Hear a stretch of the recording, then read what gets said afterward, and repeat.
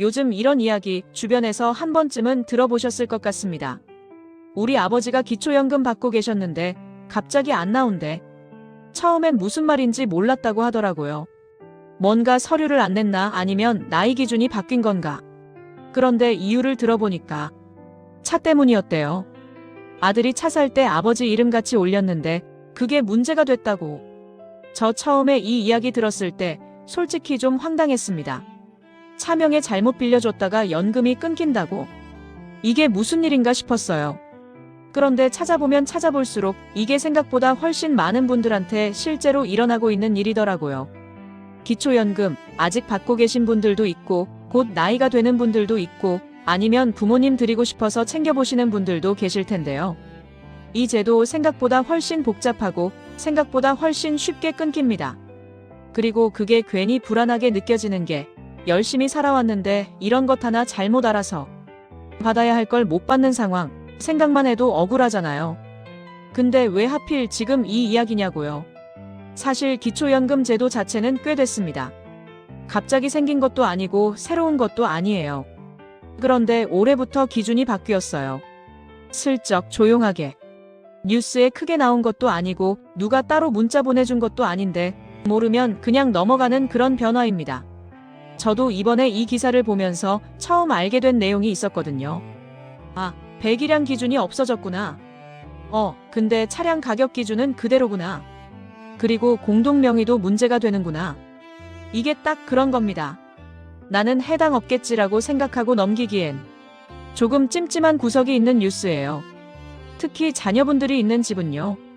요즘 차값이 워낙 올라서 국산차도 4천만 원 넘는 게 이제 흔합니다. 전기차는 말할 것도 없고요. 그러니까 우리 집은 고급차 없으니까 괜찮아가 더 이상 안전한 말이 아닐 수 있다는 거죠. 그리고 저한테 더 마음에 걸렸던 건 이게 본인이 직접 산 차도 아닌 경우가 많다는 겁니다. 자녀차에 이름만 올렸는데 내 연금이 끊기는 상황.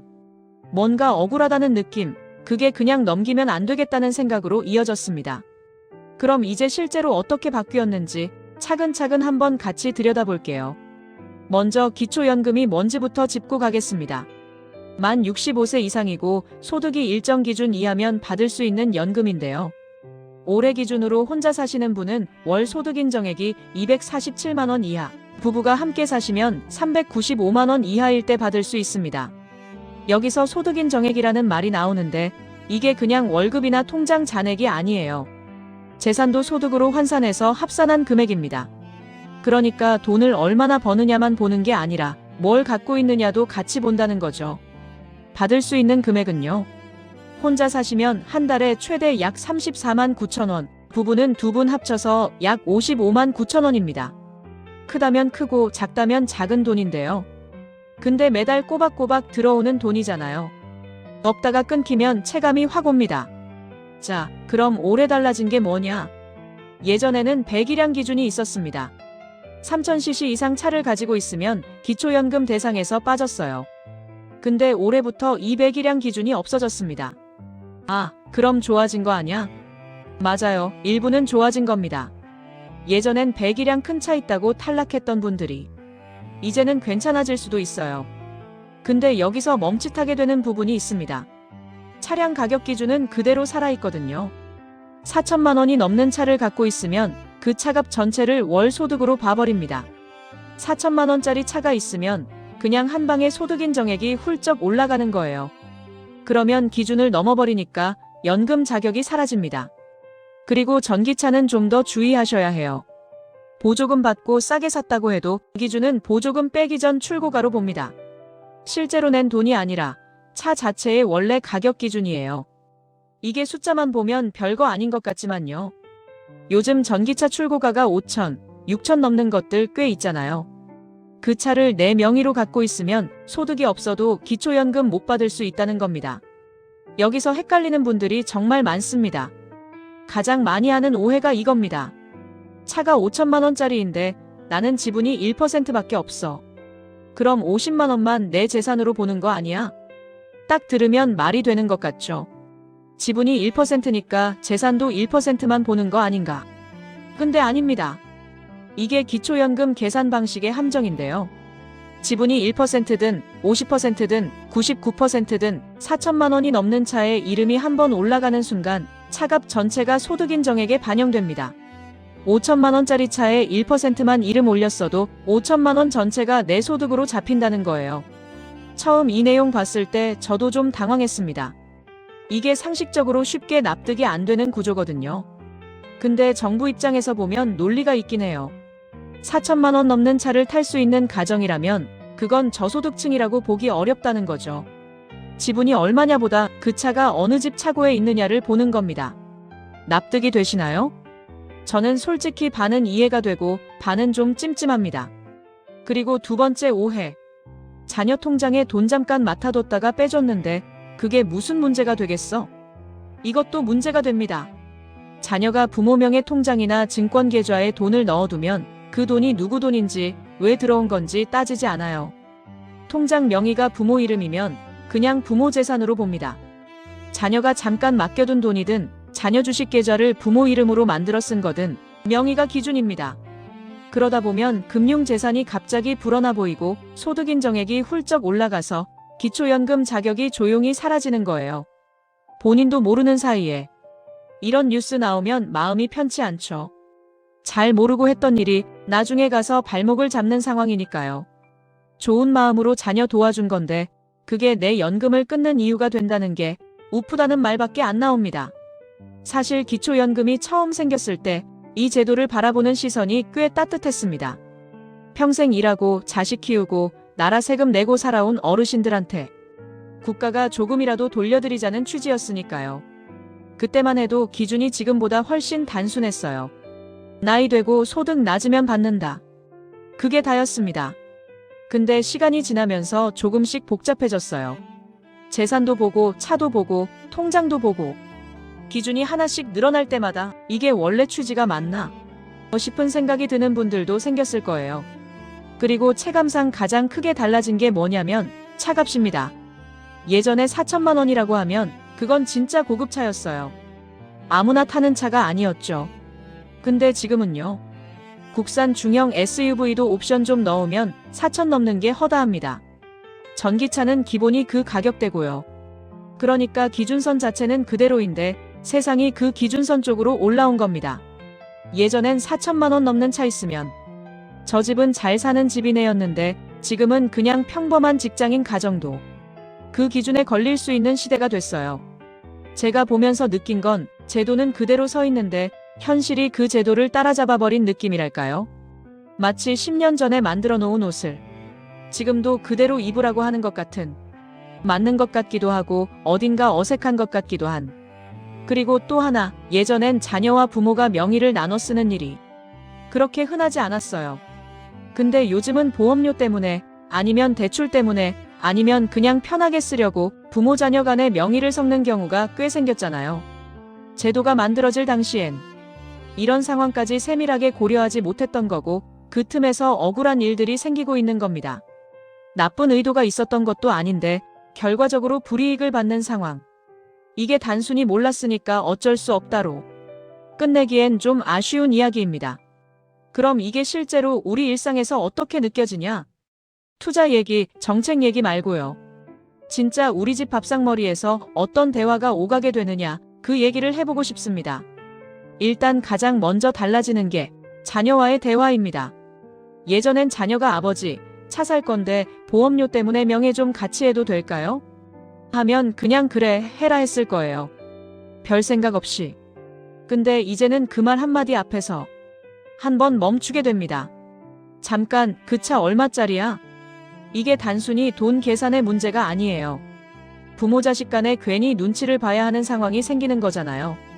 도와주고 싶은 마음은 굴뚝 같은데 내 연금이 걸려 있으니 선뜻 그러기가 어려운 그 어색함, 그 불편함. 이게 이 뉴스가 우리 일상에 던지는 가장 큰 파장입니다. 그리고 또 하나, 통장 문제도 마찬가지예요. 엄마, 나 이번 달 돈이 좀 부족한데 통장에 잠깐 넣어놔도 돼? 예전엔 그냥 그래 했겠죠. 가족끼리 통장 하나 같이 쓰는 게 뭐가 대수겠냐 싶었을 테니까요. 근데 이제는 그게 엄마 재산으로 잡힙니다. 잠깐 맡아둔 돈이어도 명의가 엄마면 엄마 돈이에요. 이게 쌓이면 기초연금 자격이 흔들릴 수 있고 그걸 나중에 알게 되면 자녀도 속상하고 부모도 속상하고 서로 잘해주려다가 서로 상처받는 상황이 되는 거죠. 제가 보면서 느낀 건 이 뉴스의 핵심이 사실 돈 계산이 아니라는 겁니다. 가족 간의 신뢰와 배려가 제도의 기준선 앞에서 어떻게 흔들릴 수 있는가. 그게 더 본질적인 이야기 같아요. 매달 34만 원, 55만 원. 누군가에겐 용돈 수준일 수 있어요. 근데 누군가에겐 그 달 식비고 병원비고 손자 용돈입니다. 그게 어느 날 갑자기 끊겼을 때의 느낌, 단순히 돈이 줄었다는 게 아니라 내가 뭔가 잘못한 건가 하는 자책이 먼저 온다고 하더라고요. 그 마음이 좀 걸립니다. 잘못한 게 없는데, 몰랐던 것뿐인데 그게 이렇게까지 이어질 수 있다는 게. 자, 그럼 이걸 알고 나서 어떻게 해야 하냐? 저는 여기서 이렇게 하세요, 저렇게 하세요. 그런 말씀은 드리지 않으려고 합니다. 그건 제가 할 수 있는 말이 아니기도 하고 사실 각자 상황이 다 다르니까요. 다만 이런 생각은 한번 해볼 만할 것 같아요. 우리가 이런 뉴스를 접할 때 보통 두 가지 반응으로 나뉩니다. 나는 해당 없겠지 하고 넘기거나 아니면 이거나 얘기인데 하고 멈추거나. 근데 문제는 해당 없다고 생각했다가 나중에 해당이 되는 경우가 생각보다 많다는 거예요. 특히 이런 제도 관련 뉴스는 내가 직접 뭔가를 바꾼 게 아니어도 세상이 바뀌면서 내가 기준선에 걸려버리는 일이 생기거든요. 차값이 오른 것도 내 잘못이 아니고 자녀 보험료 때문에 명예 빌려준 것도 나쁜 의도가 아닌데 결과적으로 내가 불이익을 받는 상황. 이걸 단순히 몰랐으니까 어쩔 수 없다로 끝내기엔 좀 억울한 구석이 있잖아요. 그래서 제가 드리고 싶은 말은 딱 하나입니다. 지금 내 상황을 한번 들여다보는 것. 그게 출발점이 될 수 있다. 거창한 게 아니에요. 내 이름으로 된 차가 뭔지, 내 통장에 누구 돈이 들어와 있는지, 자녀와 공동 명의로 된 게 있는지. 이걸 한번 확인해 보는 것만으로도 나중에 억울한 일을 막을 수 있습니다. 그리고 또 한 가지. 이 뉴스를 보면서 저는 사실 제도 자체에 대한 생각도 좀 하게 됐어요. 4천만 원 기준이 처음 만들어졌을 때와 지금 차값이 올라 있는 현실 사이에 꽤 큰 간격이 생겼는데 그 간격을 누가 메워야 하는가? 개인이 알아서 조심해야 하는 건지 아니면 제도가 현실을 따라와야 하는 건지. 이게 딱 떨어지는 답이 있는 문제는 아닌데 그냥 한번 생각해 볼 만한 질문이라는 거죠. 우리가 낸 세금으로 만들어진 제도니까 우리가 관심을 갖고 들여다보는 것. 그게 사실 당연한 일이기도 하니까요. 나만 이렇게 불안한 건가? 이런 생각 드셨던 분들 아마 꽤 많으실 겁니다. 그 불안이 사실 자연스러운 거예요. 모르면 불안하고 알면 조금은 덜 불안해지니까. 오늘 이 이야기가 그 불안을 조금이나마 덜어드리는 시간이 됐으면 합니다. 오늘 이야기 좀 무거우셨나요? 저도 이거 준비하면서 솔직히 마음이 가볍진 않았습니다. 차명에 하나, 통장 하나, 그게 이렇게 큰 문제가 될 수 있다는 게. 그리고 그걸 모르고 있었다는 게. 근데 저는 오늘 이 이야기를 하면서 계속 한 장면이 머릿속에 맴돌았어요. 자녀가 차 사면서 아버지한테 전화하는 장면. 아버지, 명예 좀 같이 해도 될까요? 아버지는 아무 생각 없이 그래, 해라 하고. 그게 문제가 될 거라고는 아무도 몰랐던 거잖아요. 나쁜 사람이 없는 이야기입니다. 그냥 서로 잘해주려다가 몰랐던 것뿐인데 그게 좀 마음에 남아요. 우리 부모 세대는요. 평생 자식한테 뭔가 해주는 게 당연하다고 생각하며 살아오셨잖아요. 받는 것보다 주는 게 더 익숙한 세대. 그런데 이제는 그 주는 행동 하나하나가 내 노후에 영향을 미치는 시대가 됐어요. 그게 슬프다기보다는 좀 낯설다는 느낌이 드는 거예요. 세상이 그만큼 복잡해졌다는 거겠죠. 마지막으로 이런 생각 하나만 남기고 싶어요. 우리가 노후를 준비한다고 할 때 보통 돈을 얼마나 모을까, 어디에 투자할까? 그런 것들을 먼저 떠올리잖아요.